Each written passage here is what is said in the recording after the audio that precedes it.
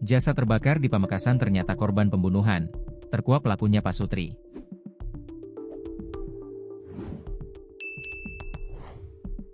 Sosok jasad yang ditemukan terbakar di Desa Lesongdaja, Kecamatan Batu Marmar, Kabupaten Pamekasan, Jawa Timur ternyata korban pembunuhan. Identitas jasad tersebut terungkap berinisial M, 36, warga Desa Bira Timur, Sokobanah, Sampang, Madura.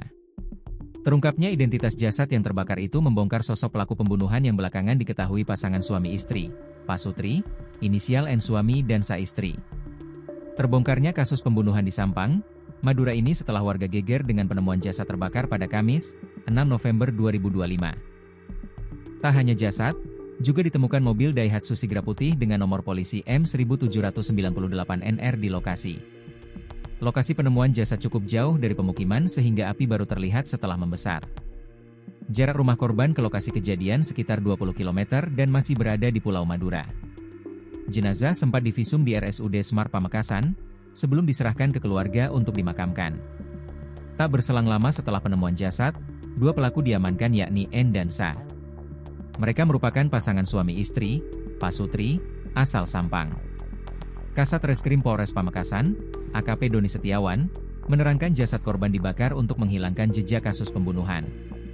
Motif pembunuhan yakni N selaku suami menuding korban selingkuh dengan istrinya, Sa.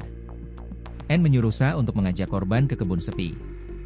Di sana N membacok korban menggunakan celurit hingga tewas. Sa membantu merencanakan pembakaran jasad beserta mobilnya. Akibat perbuatannya, kedua pelaku dijerat pasal 340 KUHP subs 338 KUHP. Sebelumnya, Kepala Desa Lesongdaya, Arif Budiatno, menyatakan jasad ditemukan dalam kondisi terbakar.